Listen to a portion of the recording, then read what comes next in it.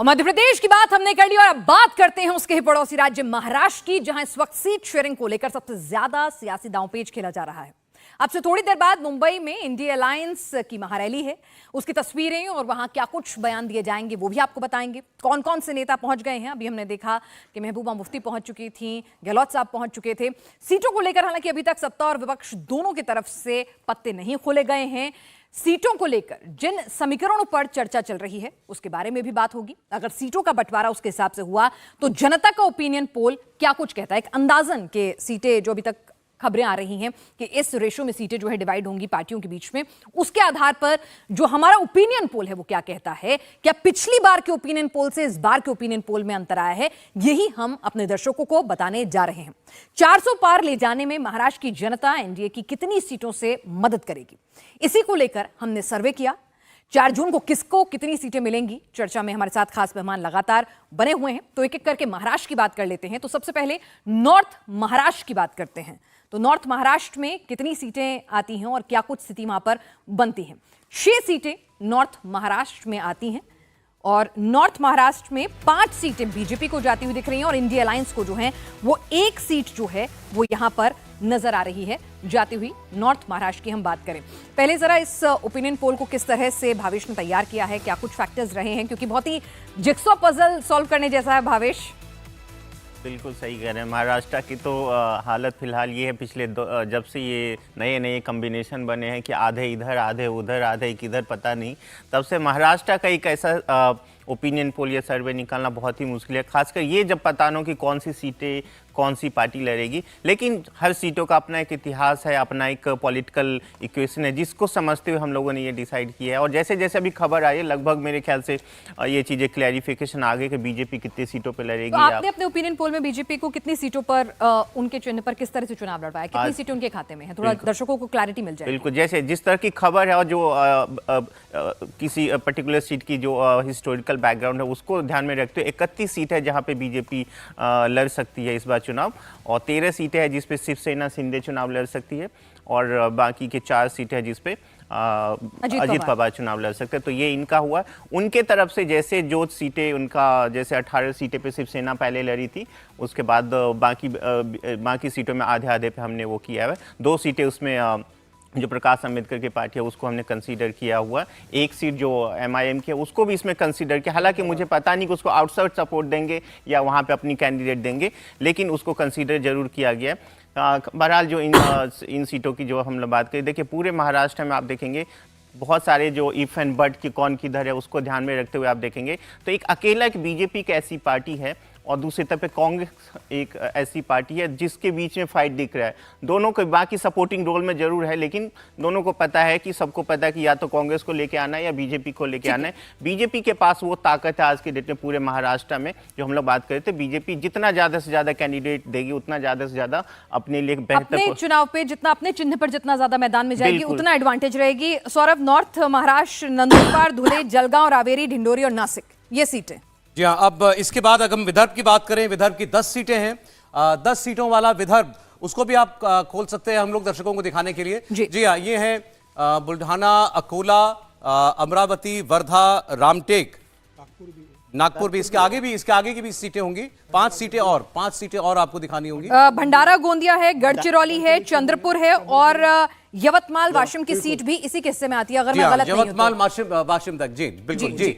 ये है आपके सामने विदर्भ, और विदर्भ की ये 10 सीटें, 10 की 10 सीटें एनडीए जीतने की पोजीशन में इस वक्त हमको दिखाई दे रहा है। तो इस वक्त आपके सामने देखिए महाराष्ट्र की 16 सीटों का सर्वे आ चुका है, जिसमें से 15 पर एनडीए और 1 पर आगे हमको दिखाई दे रहा है इंडिया गठबंधन। यानी पूरे विदर्भ में इस वक्त एनडीए हर सीट पर एज में दिखाई दे रहा है। समीर जी, हाँ बिल्कुल, इसमें कोई दो राय नहीं, लेकिन मुझे लगता है अभी अमरावती को लेकर थोड़ा सस्पेंस बराबर रहेगा, क्योंकि अमरावती पर अभी कैंडिडेट डिक्लेयर नहीं हुआ है। नवनीत राणा यहाँ से निर्दलीय सांसद रही है और उस सीट पर आनंदराव अडसुल जित करके अड़े हुए एकनाथ शिंदे के, क्योंकि वो वहाँ से 2 बार सांसद रहे। नवनीत राणा ने उन्हें हरा दिया था चुनाव, तो उन्होंने उससे अपने प्रेस्टीज की सीट बनाया हुआ। 2019 में तो शिवसेना के खाते में दी थी बीजेपी ने ये सीट।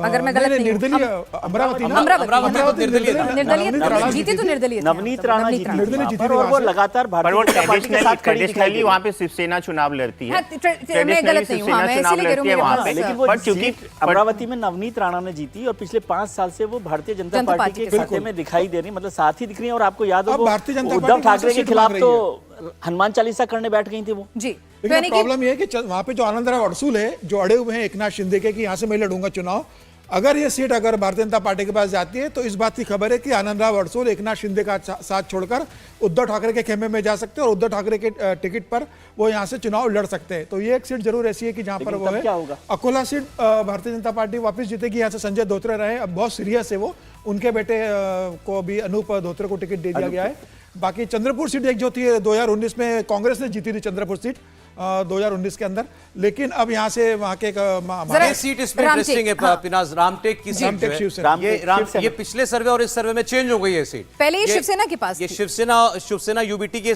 पास जा रही थी ये सीट पिछले सर्वे में हमारे। इस सर्वे में ये वापस जो है इस सर्वे में ये शिवसेना एकनाथ शिंदे उनके पास आ गई है। अभी वहाँ से उम्मीदवार डिक्लेयर नहीं हुआ। मुझे लग रहा है कि यहाँ पे उद्धव ठाकरे का भी बहुत मजबूत आधार है और अभी टिकट डिसाइड होगा कि किसको दिया जाता है। उद्धव ठाकरे किसे उतारते हैं ये भी देखना होगा। रामटेक निश्चित रूप से शिवसेना के पास जाएगी, या तो एकनाथ शिंदे के पास जाएगी या उद्धव ठाकरे के पास जाएगी। कांग्रेस यहाँ से कैंडिडेट नहीं उतारेगा। उम्मीदवार अभी तय होना, मुझे लगता है उम्मीदवार के ऊपर काफी निर्भर करेगा इस सीट के ऊपर, क्योंकि यहाँ पे शिवसेना का अच्छा ग्राउंड है। सुधीर सूर्यवंशी जी अगर जुड़े हो हमें बताइएगा, महाराष्ट्र से एक सीनियर जर्नलिस्ट जुड़ चुके हैं हमारे साथ। सुधीर जी बहुत स्वागत है आपका। महाराष्ट्र का हमारा ये दूसरा सर्वे है और ये चुनाव की घोषणा के बाद हम दिखा रहे हैं और 16 सीटों का सर्वे हमने दिखाया है। इसमें नॉर्थ महाराष्ट्र की 6 सीटों में से एनडीए 5, इंडिया 1 जीत सकता है। विदर्भ की 10 की 10 सीटें एनडीए जीतेगा, ऐसा हमें सर्वे में आभास हुआ। सौरभ जी, आपने जो बताया नॉर्थ महाराष्ट्र का वो पिक्चर, मैं भी आपसे लगभग सहमत हूँ, क्योंकि मेरी जानकारी के हिसाब से मैं भी जलगांव से आता हूँ। जलगांव और रावेर की जो सीट है मेरे ख्याल से वो लगभग बहुत बड़ी मार्जिन से बीजेपी जीत सकती है, क्योंकि वहां पे जो चांसेस था अपोजिशन का एकनाथ खड़से खड़े रहेंगे, उनकी जो डॉटर इन लॉ है उनके अगेंस्ट में, वो होने वाला नहीं है। उनकी बेटी वो भी खड़ी रहने वाली नहीं है। तो एक तरह से बाय दिया गया है वो सीट रावेर पे।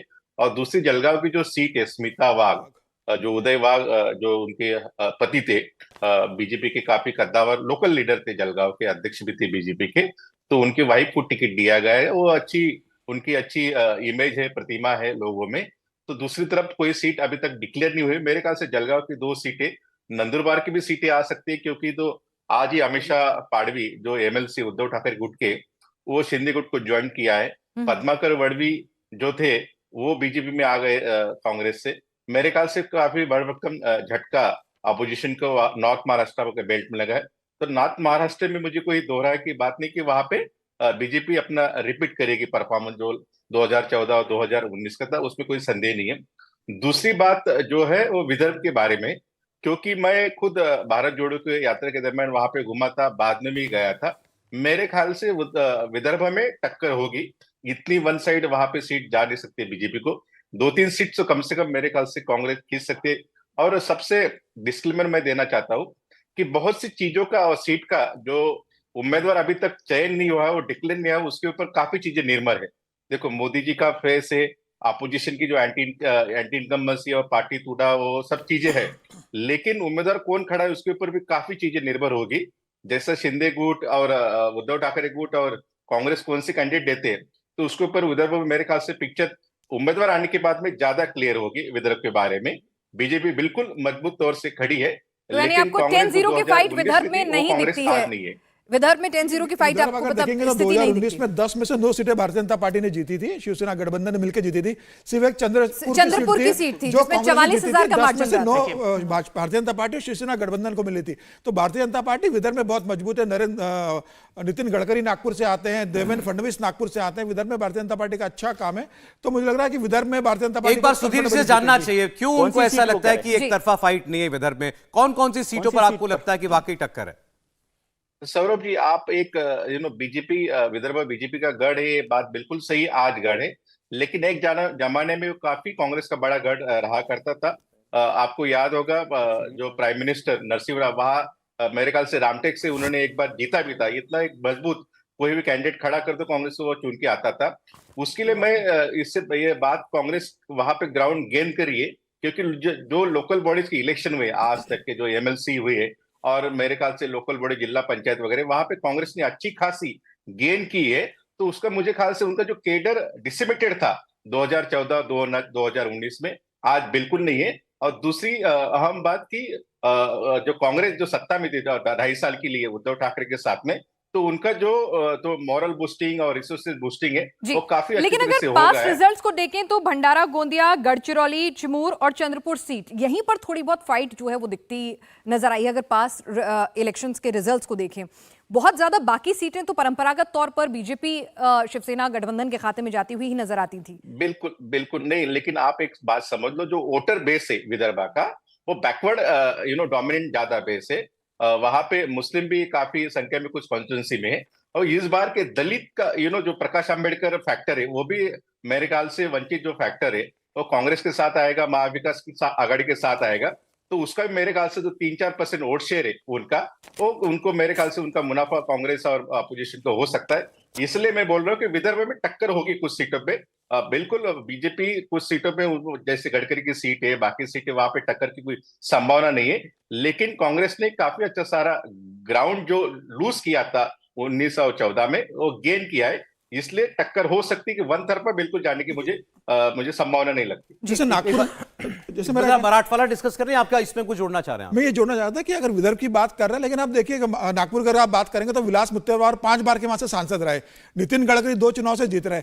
अब ना वहां कांग्रेस का कोई जमीन स्तर पर काम है ना विलास मुत्तेमवार स्थिति में। जहां तक भंडारा गोंदिया की बात है, वहां से प्रफुल्ल पटेल एक बड़े नेता आते थे राष्ट्रवादी कांग्रेस पार्टी के, शरद पवार के काफी करीबी थे, वो अब अजित पवार के साथ चले गए।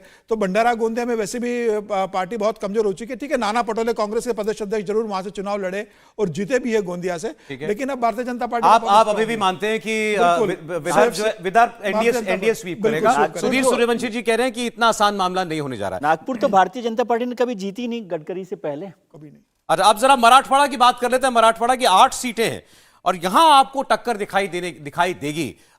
पिछले 2 रीजन्स में जैसा नहीं दिखाई दिया, कम से कम सर्वे में यहां आपको वो दिखाई देगा।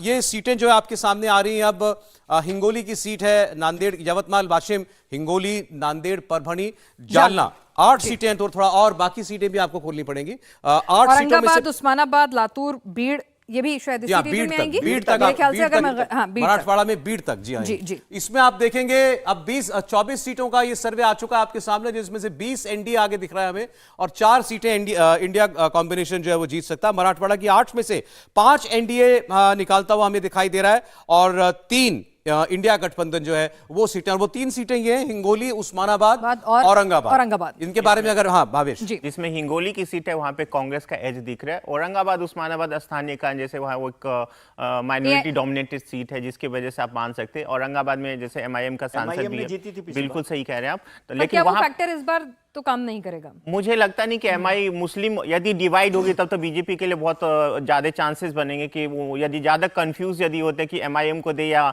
इनके साथ दे, क्योंकि उस स्थिति में देखिए बाकी अदर सीटें पे आप देखेंगे जिस तरह जैसे नांदेड़ जैसे एक सीट हो गया, वहां पे जैसे अशोक चौहान को लाए, वो सीटें कांग्रेस जीत सकती थी, लेकिन बीजेपी ने बहुत स्मार्टली वहां के स्थानीय नेता को और बड़े नेता को सबको अपने पास, बीजेपी पिछली बार भी वो जीती थी लेकिन 2014 में वो बीजेपी हार गई थी। चिखलीकर शायद जीते थे, उन्होंने चौहान को ही हराया था। बिल्कुल सही कह रहे हैं। तो मराठवाड़ा औरंगाबाद जो सीट है बेसिकली ये शिवसेना के ही गढ़ है।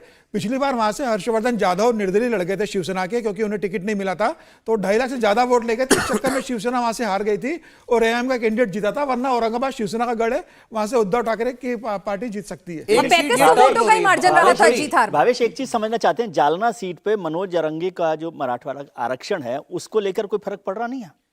देखिए बहुत अच्छा सवाल आपने पूछा है। मैं पूरे महाराष्ट्र में इस चीज़ को बहुत दिनों से इसको स्टडी करने की कोशिश कर रहा हूँ कि मनोज जरांगे के साथ जो लोग हैं वो कभी बीजेपी के वोटर नहीं रहे या बीजेपी को सपोर्टर नहीं रहे। उनके पीछे कौन लोग हैं, उनके आंदोलन में कौन से लोग हैं। मराठा, वैसे भी बीजेपी के जो पॉलिटिक्स पूरे महाराष्ट्र में मराठा पॉलिटिक्स रही नहीं है। बीजेपी के पॉलिटिक्स वहाँ पे ओबीसी पॉलिटिक्स रही है और गुजराती और जो यूपी बिहार के लोग आने वाले उनकी पॉलिटिक्स रही है। उनमें बीजेपी अपनी पैठ बनाई हुई है। मराठवाड़ा में जो अभी हाल फिलहाल में जितने भी आप डेवलपमेंट देख रहे हैं, चाहे उस वहाँ पे अब वो मराठा पॉलिटिक्स कर नहीं रही, वहाँ पे बहुत ज़्यादा उनका असर है नहीं। जालना की जिस तरह आपने बात की, वहां पे वो है आंदोलन करते हैं, लेकिन आंदोलन का कितना इफेक्ट हो सकता है? आपके लिए बहुत जीता जागता उदाहरण है अरविंद केजरीवाल जी। आंदोलन में वो जो मुद्दे उठाते थे, क्या आज के डेट में वो उस मुद्दे की वजह से चुनाव जीतते हैं? बिल्कुल नहीं जीतते। तो वो एक बहुत बड़ा एग्जाम्पल है आपके लिए। चलिए हिंगोली की सीट की भी एक बार थोड़ी सी बात कर लेते हैं कि शिवसेना के टिकट पर यहां से हेमंत पाटिल ने 2.5 लाख से ज्यादा से वोटों से कांग्रेस को हराया था, लेकिन अब वो एकनाथ की शिंदे वाली शिवसेना में चले गए हैं। फिर भी एक सीट जो है वो इंडी गठबंधन के खाते में कैसे जा रही है? देखिए, यहाँ पे शिवसेना ये सीटें मेरे ख्याल से एकनाथ शिंदे की सिंबल पे चुनाव लड़ा जाएगा, तो वहाँ पे बीजेपी ट्रेडिशनली बहुत वीक है, तो उनको बीजेपी से बहुत ज्यादा हेल्प मिलेगा नहीं, और एकनाथ उस पोजीशन में है नहीं कि अपने कैंडिडेट को बहुत अच्छे से जिता सकते हैं या फाइट में करवा सकते हैं, इसीलिए कांग्रेस यहाँ पे एज दिख रहा है। यहाँ शरद पवार का कांग्रेस दोनों का जमीनी स्तर पर अच्छा है, वो इसके लिए उद्धव ठाकरे के लिए सपोर्टिव रहेगा कांग्रेस का। अच्छा, मैं परभणी की बात आपसे पूछ रहा था। आपके पिछले सर्वे में ये सीट इंडिया गठबंधन के पास थी, इस सर्वे में ये सीट ऐसा आपने दी हुई है बीजेपी को।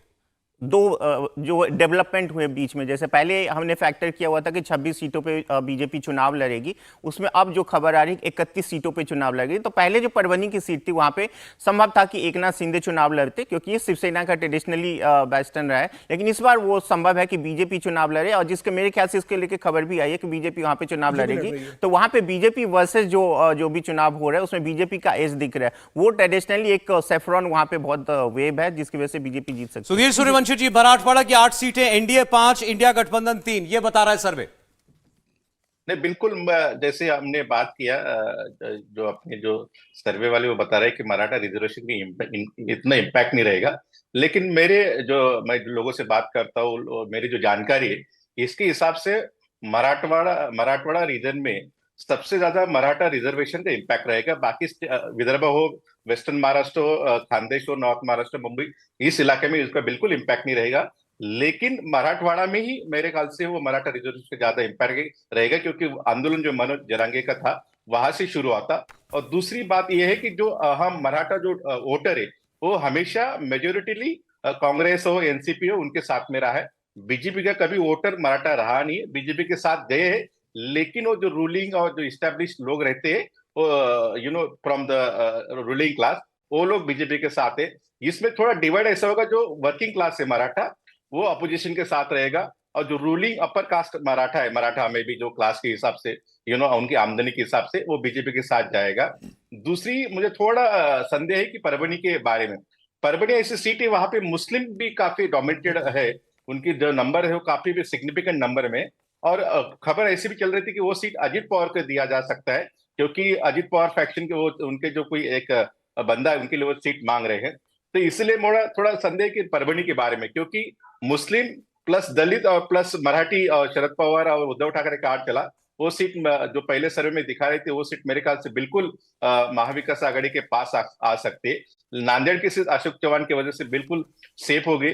बीड़ की सीट मेरे ख्याल से प्रीतम मुंडे लड़की तो वो सीट जा सकती थी, लेकिन अभी उनकी जो बहन है गोपीनाथ मुंडे की डॉटर पंकजा मुंडे लड़ रही है, अच्छा खासा नाम है, लेकिन इतना भी जो रिजर्वेशन है, मराठा कंसोलिडेशन जब होगा तो मेरे ख्याल से जो अपोजिशन 3 चीजों पे ज्यादा खेलना चाहती है। एक है मराठा, जो मैं यहाँ पे जो यम फैक्टर कहा जाता है, एक है मराठा, दूसरा है मुस्लिम, और थर्ड है दलित।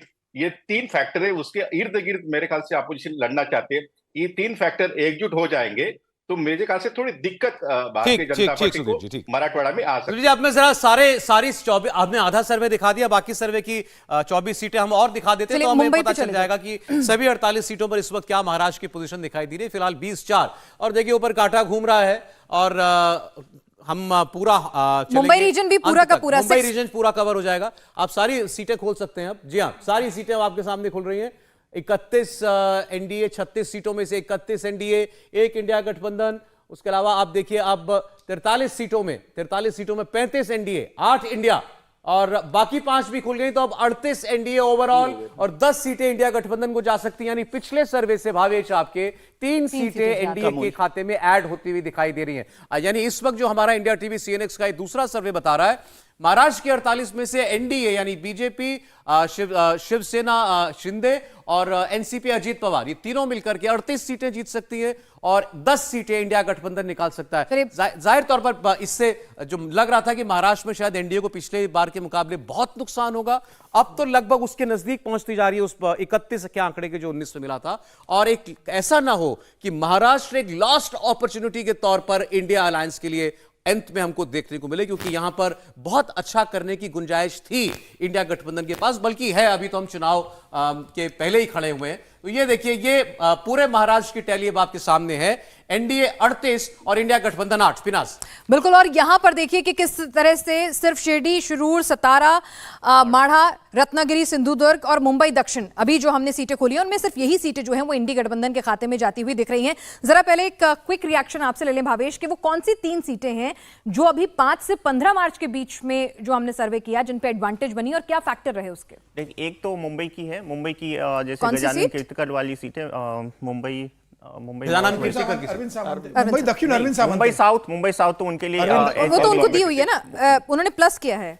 मुंबई नॉर्थ वेस्ट, हाँ, नॉर्थ वेस्ट, उत्तर पश्चिम है गजानन कीर्तिकर की। वो पहले जैसे लग रहा था कि शिवसेना शिंदे वहां पे चुनाव लड़ेगी, लेकिन अब शायद सहमति बन गई है कि वहां पे बीजेपी चुनाव लड़ेगी। सहमति बन गई, वहां पे बीजेपी चुनाव ये एक सीट बीजेपी ले रही है। बिल्कुल बिल्कुल, अब मेरे ख्याल से वो सही भी है। मुंबई की अधिकतर सीटों, जितनी भी सीटें बीजेपी यदि चुनाव लेते तो बीजेपी के लिए ज्यादा एज होगा। वहां पे एक बहुत बड़ा फैक्टर है जो उत्तर भारतीय वोटर्स है, उसके बाद जो गुजराती पूरे मुंबई रीजन में केवल एक सीट मुंबई दक्षिण है, वो भी बहुत क्लोज फाइट है। टू बी वेरी, वो भी बहुत क्लोज फाइट है और संभव है कि ये हालांकि अभी तो मौजूदा सांसद एकनाथ शिंदे की तरफ है, राहुल नहीं, शिवाजी- अरविंद सावंत, नहीं, अरविंद नहीं, सावंत, नहीं, अरविंद नहीं, नहीं, नहीं, नहीं, ठीक है, अरविंद सावंत, माफ कीजिएगा, अरविंद सावंत, वो मुंबई दक्षिण मध्य की बात कर प्रॉब्लम रही है, थी। लेकिन फिर भी क्योंकि वहां पे एक अच्छे खासे संख्या में मुस्लिम वोटर्स भी है और वो वहां पे शिवसेना का एक आधार है कोई, तो उस वजह से शायद उनके लिए एज दिख रहा है, लेकिन बहुत प्रॉब्लम है। दूसरी बात, जैसे लास्ट वाली जो 2 सीटें, कोल्हापुर और हथकंगले, देखिए कोल्हापुर की सीट पे जैसे अभी कॉम्बिनेशन बन रहा है कि यहाँ पे जो कांग्रेस की सीटें पे वहां पे एक घराने के शिवाजी महाराज के घराने के कुछ चुनाव लड़ने वाले हैं, तो शायद वो ये सीट भी टर्न हुई है पिछले सर्वे से इस सर्वे में आपके। बिल्कुल ये सीट भी अब एनडीए में आई है, इंडिया गठबंधन बिल्कुल। यहाँ पे जो कॉम्बिनेशन बन रहा है कि राजू सेठी की जो पार्टी है उनको वो सीट दिया जाएगा उनके तरफ से मैं एक ओवरऑल पिक्चर पर कमेंट लेना चाहता हूं विजय जी आपका। 38 एनडीए 10 इंडिया गठबंधन महाराष्ट्र में। देखिए, मैं समझता हूँ महाराष्ट्र का चुनाव भारतीय जनता पार्टी वर्सेस शिवसेना उद्धव ठाकरे, मैं कांग्रेस के चुनाव की तरह से इसको नहीं देखता कि कांग्रेस इसमें कितना कर रही है, लेकिन आपने जो बात की वो महत्वपूर्ण है कि महाराष्ट्र एक ऐसी अपॉर्चुनिटी है जहां इंडिया गठबंधन कुछ कर सकता है। कितना कर रहा है ये नहीं पता, लेकिन मुझे लगता है कि बीजेपी जितना लड़ेगी, जितनी ज्यादा सीटों पर, उतना उसको फायदा होगा। और एकनाथ शिंदे, और खासतौर से एकनाथ शिंदे की जितनी सीट्स हैं उस पर बीजेपी की मदद से ही वो सीट जीत सकते हैं। तो जितना भारतीय जनता पार्टी आगे बढ़ना चाहती है वो अपनी सीटों पर फोकस करें, नहीं तो बहुत नुकसान वहां पर हो सकता है शिंदे साहब का और अजीत पवार साहब का। मैं 2 सीटों पर मुझे लगता है कि अभी यहाँ पे जो परिणाम बदल सकते हैं तो नासिक है। अगर नासिक सीट मनसे अगर शिवसेना भारतीय जनता पार्टी के साथ गठबंधन में आती है तो मनसे का एक आधार है नासिक के अंदर, कॉर्पोरेशन में उनके पास रही थी, तो मुझे लग रहा है ये सीट भारतीय जनता पार्टी जीत सकती है। इसके अलावा माढ़ा सीट जो अभी एनसीपी शरद पवार को दिखाई जा रही है, ये सीट जरूर जा सकती है, क्योंकि यहाँ पर शरद पवार ने अभी महादेव जनकर करके जो है धनगर समाज के नेता, उनसे कहा है कि आप माढ़ा पे लड़िए और बारामती में सुप्रिया सुले को समर्थन दीजिए। अगर ये सीट वहां पर देते हैं शरद पवार उनको गठबंधन में महादेव जानकर को, तो वो सीट निकाल सकते हैं मुझे लग रहा है। लेकिन वहां पर अभी भारतीय जनता पार्टी जीती थी 2019 में, मुझे लग रहा है भारतीय जनता पार्टी भी माढ़ा में बहुत मजबूत है। नहीं, आप बीजेपी का यदि टिकट डिस्ट्रीब्यूशन देखें, पिछले जो जितने भी टिकट 20 लोगों के बीजेपी ने टिकट जो क्लियर किया, बहुत ही स्मार्टली उन्होंने इसको प्ले किया। और उन सीटों पे जहां पे उन्होंने टिकट देखिए, पूरे महाराष्ट्र को आप देखेंगे आज के डेट में जो ताकत है किसके पास है, बीजेपी के पास इन तीनों ही पार्टी से दोगुने ताकत है। जो शिवसेना की ताकत थी वो आधे हो चुकी है, जो अजीत शरद पवार की ताकत थी वो भी आधी हो चुकी है। तो बीजेपी और अलायंस जो कहेंगे उनकी ताकत 3 है और इनकी ताकत लगभग 1.5-2 के आसपास बची है। तो बीजेपी की जो वोट पैटर्न है वहां पे आप देखेंगे हर एक सीटों पे, लगभग हर एक सीटों पे जो उनका पैटर्न बन रहा है वो लगभग 50% के आसपास बन रहा है। इनका जो पैटर्न बन रहा है लगभग 40, 45, 35 से पैटर्न बन रहा है, जिसके वजह से आप देखेंगे अलग अलग, जैसे मैं बहुत बार बार कहता हूँ, जुलाई महीने में भी जब मैंने सर्वे किया था तो कहा था बीजेपी को 25 सीटों पर लिमिट नहीं होना चाहिए था। वहां पे जितनी ज्यादा सीटों पर बीजेपी लड़ेगी उतनी ज्यादा बीजेपी के लिए एडवांटेज होगा। लास्ट सर्वे में हमने 26 सीटों पे कैलकुलेट किया था, 26 सीटों में बार 25 आप जीत 31 सकती के हिसाब है। से। इसमें हमने 31 कैलकुलेट किया। एक कमेंट सुधीर जी का, फिर मैं ब्रेक लूंगा। सुधीर जी, अब ओवरऑल टैली हमारा सर्वे जो दे रहा है, एनडीए 38, 10 इंडिया गठबंधन। सुधीर जी से बारामती पर भी थोड़ा सा पूछिए। यस यस सौरभ जी, जो आपने ओवरऑल टैली के बारे में बात किया, काफी इंटरेस्टिंग है कि सीट्स फ्लिप हो रही। कुछ अगले सर्वे में पहले बीजेपी के साथ थी, गठबंधन के साथ में, अभी वो कांग्रेस अपोजिशन के साथ में थी, अपोजिशन के साथ सीट अभी बीजेपी के साथ में। इसका मतलब ये होता है, मैं जब ये पॉलिटिकल एक ऑब्जर्वर के हिसाब से जब देखता हूँ, तो सीटों में काफी टक्कर लग रही, कि ऐसा नहीं कि वन साइडेड सीट एक बार दिखा दे कि वही ट्रेन जो नॉर्थ में के जैसे गुजरात में है कि उत्तर प्रदेश में दिखता है, वो ट्रेन मुझे दिखाई नहीं दे रहा है। जब सीटें फ्लिप हो रही, इसका मतलब है कि लोगों में अभी इधर या उधर अभी भी मेरे ख्याल से वो डिसाइडिंग फैक्टर चल रहा है, क्योंकि यहाँ से जो अंडर करंट है काफी चीजों का, उसके वजह से वो चल रहा है। पहली बात। दूसरी बात, जो मुंबई की आपने बात की 6 सीटों की, मैं फिर एक बार दोहराना चाहता हूं, मैं गलत भी हो सकता हूं जब रिजल्ट आएंगे, जब महाराष्ट्र का, विदर्भ का, खानदेश का और वेस्टर्न महाराष्ट्र का जब कोई मराठी आदमी रहता है तो बीजेपी के साथ में रहता है, लेकिन जैसे ही वो आदमी मेरे ख्याल से मुंबई में आ जाता है तो मेरे ख्याल से वो शिवसेना का हो जाता है। शिवसेना यानी कि एक ही शिवसेना है, उद्धव ठाकरे और बाला साहेब ठाकरे की शिवसेना। इसलिए मुझे लगता है इतना एक ही सीट उद्धव ठाकरे को नहीं आएगी, ज्यादा सीट आ सकती है। और दूसरी इंपॉर्टेंट बात है कि बंबई में मुस्लिम माइनॉरिटी काफी, कुछ जगह पे 30% है, कुछ जगह पे 18% है, कुछ जगह 25% है, और दलित भी उतना माइग्रेटेड पॉपुलेशन है वहां पे। नॉर्थ इंडियन है, नॉर्थ इंडियन में मुझे भी थोड़ा डिवाइड लगता है। जो अपर कास्ट नॉर्थ इंडियन है वो बिल्कुल ही बीजेपी के साथ में, लेकिन अब जब निचले तबके से बात करते हैं, जैसे यादव हो, कुर्मी हो, तो उद्धव ठाकरे को चाहने वाले लोग मिलते हैं वहां पे भी। वो भी बहुत सी अंडरस्टैंड करने वाली चीज रहेगी। जैसे अभी महाड़ा का जिक्र किया था, महादेव जानकर को सीट जाने वाली है, लेकिन दूसरी तरफ ऐसे भी चल रहा है बीजेपी में भी घमासान चल रही है। जैसे मोहिते पाटिल है, उनके जो भतीजा है वो टिकट मांग रहा है, निम्बालकर को ऑलरेडी टिकट डिक्लेयर किया गया है। तो बीजेपी के जो सुधीर जी, आपकी देखिए ये बात ठीक है कि कुछ सीटें ऐसी हैं जो अभी भी पलट रही हैं, हमारे सर्वे में ही पलट गई पिछली बार से और इस बार में, मतलब वहां पर टक्कर है। लेकिन ये ओवरऑल जो टैली हमें बता रही है वो ये कि यहां इंडिया गठबंधन को अभी बहुत मेहनत करने की जरूरत है, और ग्राफ अपवर्ड्स दिखाई दे रहा है एनडीए का, क्योंकि लगातार स्थिति बेहतर होती दिखा रही है हमको अलग अलग सीटों पर। एक ब्रेक हमें यहां लेना पड़ेगा, लेकिन बारामती का जिक्र किया विजय जी ने, शरद पवार का घर है। जी से समझना चाहता था कि बारामती उनसे पूछेंगे कि बारामती में आखिर ऐसा क्या हो रहा है कि इस बार एनडीए बारामती भी शरद पवार से छीनता हुआ दिखाई दे रहा है। एक ब्रेक, आप देखते रहिए इंडिया टीवी सीएनएक्स का ओपिनियन पोल।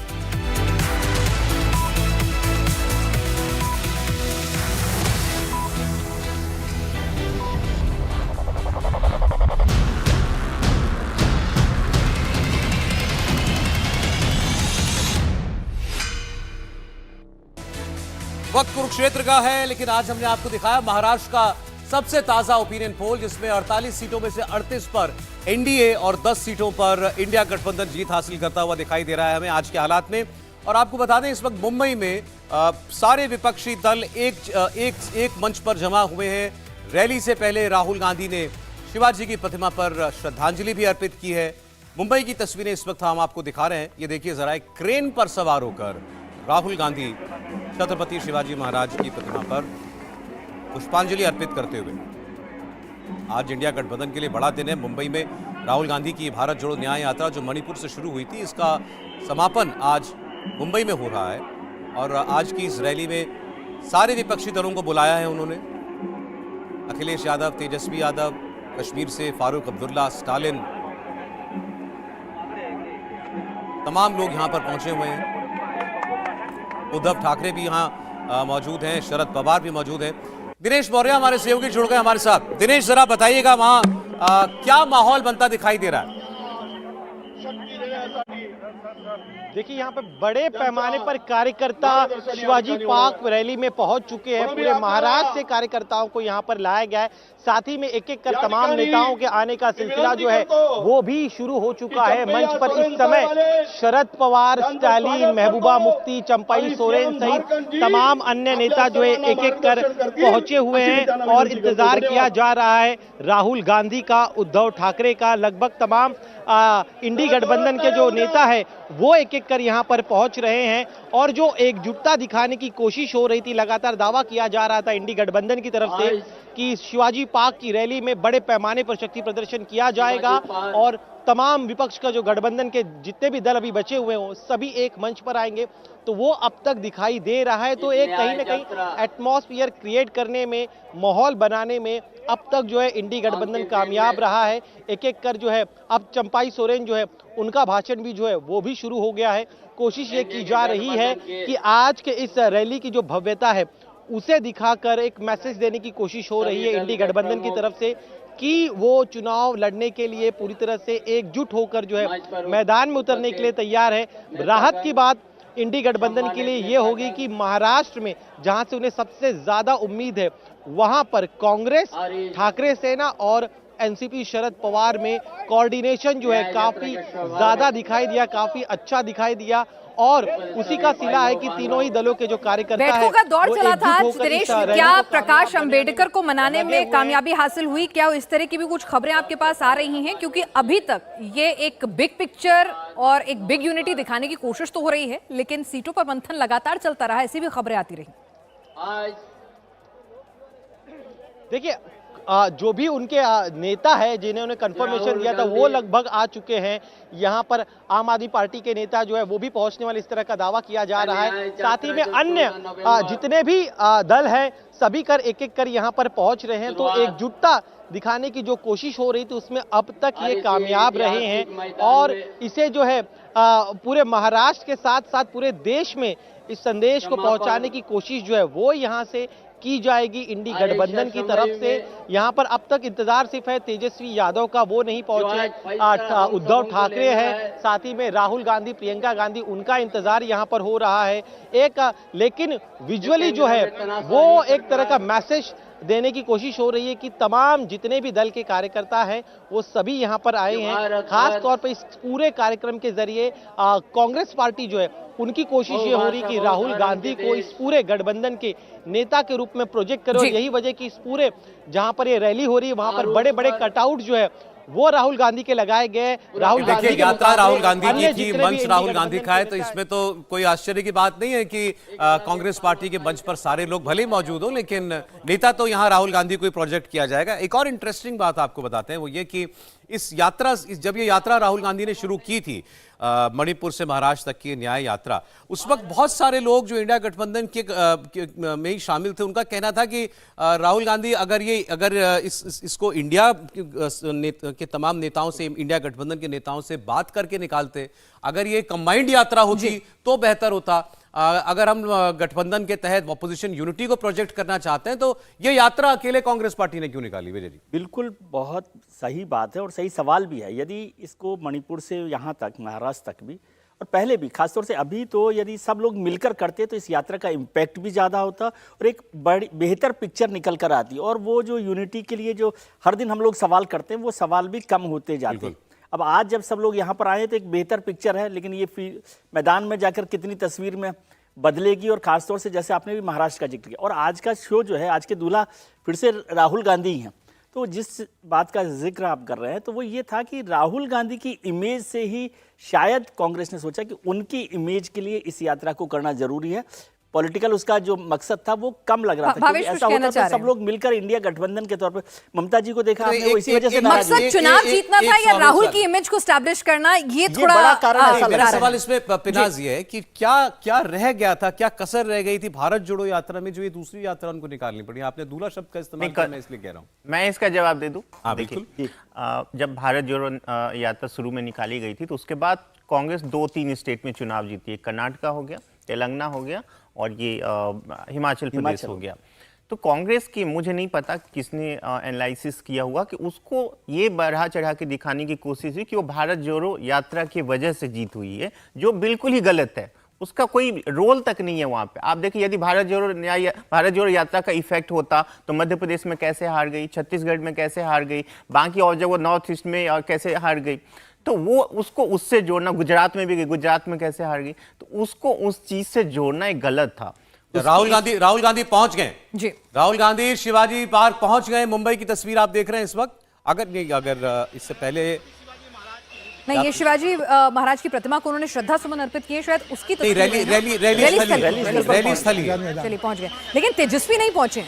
प्रियंका ऐसी और खबरें आ रही प्रियंका हैं। और राहुल गांधी एक साथ वहां पर। आ रहे हैं उनके साथ जो है कांग्रेस के नेता महाराष्ट्र के अध्यक्ष नाना पटोले जी हैं और साथ में आप तस्वीरों में देखें कि प्रियंका गांधी आपको तस्वीरों में नजर आएंगी कि प्रियंका गांधी जो है जी हाँ, कंप्लीट कीजिए भावेश, आप क्या कह रहे हैं? तो मैं यही कह रहा था कि उसको एनालिसिस करने में कांग्रेस के नेताओं की चूक हुई है और उसको फिर एक एक्सटेंशन कि उनको लगा कि शायद भारत जोड़ो न्याय यात्रा 2 निकालेंगे तो एक होगा कि जो कुछ कसर रह गई थी उसमें इसका भरपाई हो पाएगी। और उसी तरह आपको याद है कि उस टाइम नीतीश कुमार और सभी लोगों ने इसका बोला भी था कि इस तरह की यात्रा, जैसे अभी डिस्कस किया, इस तरह की यात्रा की जरूरत है नहीं अभी। विजय जी ने तो एक दिन उस पर बहुत अच्छा कमेंट भी किया था कि आपको यदि चुनाव में जाना है और आपने जिम ज्वाइन कर लिया कि चलो पढ़ाई करनी है जो भी, तो इस तरह का चीजें हैं कि आपको चुनाव में लगना चाहिए था, एक एक सीटों पे डिस्कशन करना चाहिए था। भारत जो बस से आप यात्रा कर लो तो कौन सा कनेक्शन हो पाएगा जनता से? आपको कनेक्शन होगा भी तो अपनी ही पार्टी वर्कर से आप होगा। यात्रा कर रहे थे, आपके इंडिया पार्टी अलायंस के वर्कर साथ तो ही आपके आपको साथ छोड़ छोड़ हैं के ही। जा रहे थे,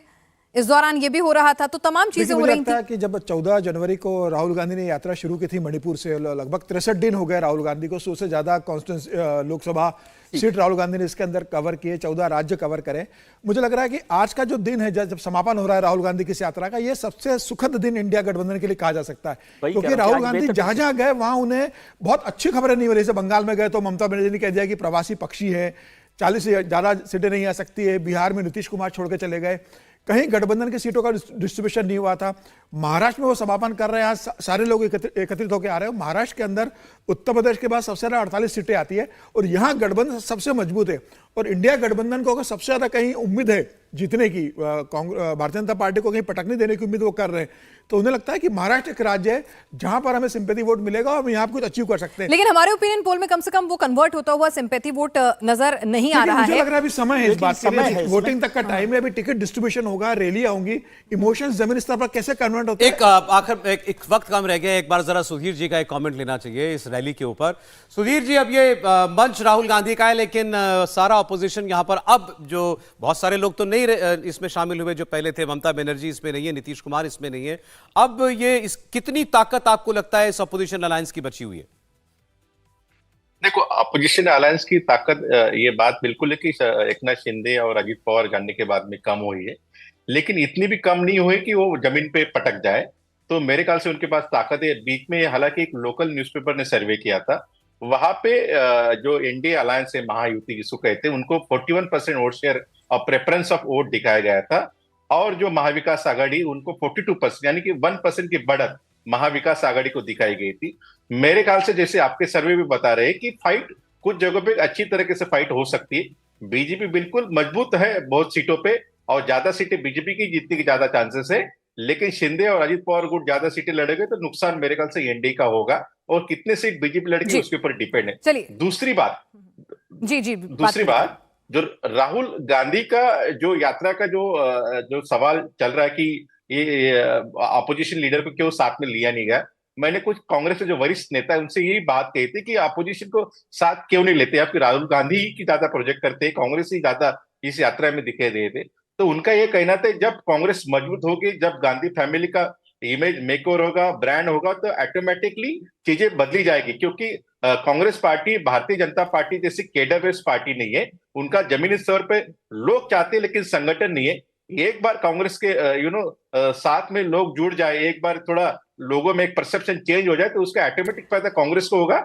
और लगातार गिरते प्रदर्शन के बाद भी सुधीर जी, लगता नहीं है कि कांग्रेस जो है बिग डैडी बिग ब्रदर वाले रोल से जो है अपने आप को कहीं बराबरी पर या कमतर पर सेटल डाउन करने के लिए तैयार होती है, और यही कई बार टकराव की स्थिति का कारण भी बनता है। समीर जी, जो बात अभी कुलकर्णी जी ने कही उसी को मैं थोड़ा सा आगे बढ़ाना चाहूंगी कि एकनाथ शिंदे अगर ज्यादा से ज्यादा सीटों पर लड़ते हैं तो नुकसान एनडीए गठबंधन का होगा, और यही बात भावेश भी कह रहे थे।